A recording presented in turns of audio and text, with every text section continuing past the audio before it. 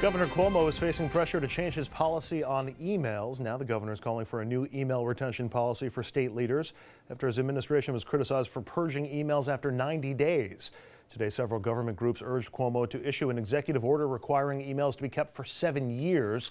The governor's spokesperson said the administration will work with state leaders to create new uniform retention standards. He's also talking about a summit on this.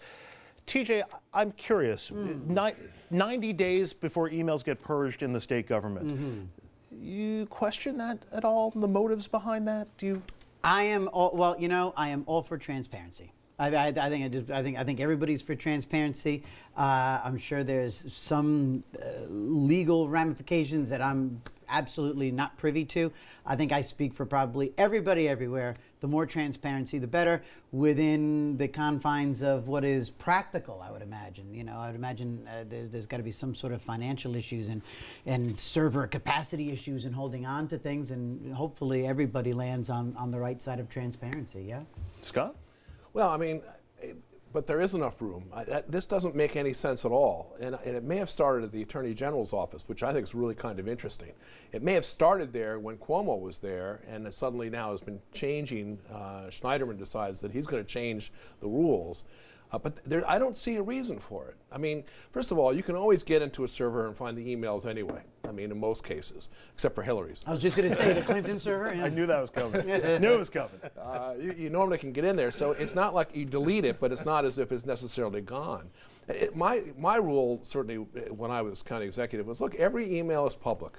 That's public. If you're using the government, it's public, whether it's today or 40 years from now. You were running Rockland as email sort of became prevalent. I mean, when you started your administration, email probably was not that common, and it was ubiquitous by the time you left. Did you have any difficulties in running Rockland and trying to figure out a policy, or did it come up? Yeah, we were using feather pens when I started.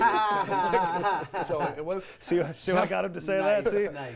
No, it was an enormous problem, particularly on FOIL requests, because FOIL requests come in, and many of the documents were or were not, attached to emails or what have you. So it was a very difficult thing. But the point is that emails are public. If it's in the Gov, it's a public domain. And what's the point? I mean, if it's not disturbing the server, if it's not ruining your ability to be efficient, I don't see any purpose. And I've not heard of any purpose. All right, switching topics, former New York City Mayor Rudy Giuliani is at it again. Giuliani not holding back his feelings towards the commander-in-chief. Thursday, during a radio interview, Giuliani said President Obama should be more like Bill Cosby.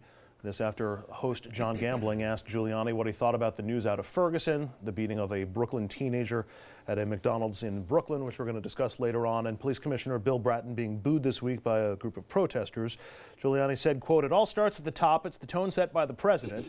He then said Obama is not doing enough to address crimes committed by African Americans, and that Bill Cosby used to speak out about the importance of African Americans focusing more on family, education, and avoiding crime. Dominic, I'd like to ask you about this. I want to start with the first part. I'm not doing race tonight. I'm not doing it. TJ, I'll do race. I'll do race right now. Yeah, let's let TJ. How dare you abdicate your... No, I was curious about the first part, because these are... I was only joking. These are three separate... You better have been. These are three separate local issues. The McDonald's thing, the Ferguson, and Bratton being booed by protesters. Please don't get me started. That's Obama's fault? Please don't get me started on the McDonald's. That's an we can talk about it, but it's an absolute outrage. We're saving that for later. What those young ladies We're going to get into that later on. But, okay. But just blaming Obama for... I mean, it rained today. It's Obama's fault. Rudy is Rudy. And what I mean by that is you can't blame Obama, because Obama has spoken out to black men in particular about responsibility within the community, within the black community, and black-on-black crime. He has, Obama. Now, maybe it's not enough for what Giuliani wants, but Rudy, and maybe he's not the right messenger, he does have a point. I said it last night. I'll keep saying it. He does have a point about black-on-black crime.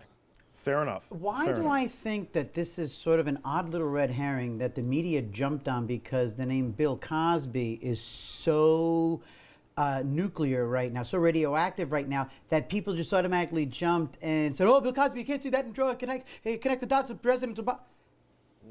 Bill Cosby was saying very constructive things that Bill Cosby, before all of this stuff came back around, about these allegations, Bill Cosby was actually getting some kudos from both sides of the aisle, both sides of the debate. The point Dominic was making before about the black community and the point that Giuliani made in referencing Bill Cosby is something that Cosby has spoken out on before. Right. So I think actually I don't quite see the big deal of what Giuliani said. The big deal is that it's not so much Cosby, is that the media has been questioning for a couple of months of whether or not Rudy is losing it mentally. Well, no, but I think this was a sign of him being quite lucid. It's about time the president get out there and stop stop saying protest. So the president of the United States is responsible for black on black crime. No, that is a silly statement, and no, that's not even kind of what anybody's saying. They're saying that the president of the United States should maybe have a different message for certain sections of the population, especially in towns like Ferguson. But TJ, I started out by saying that Obama has spoken out about black on black crime. So what, he should do more? Not quite a whole lot, and not quite with the same vociferousness that he's gone out there and said, we do have a problem with...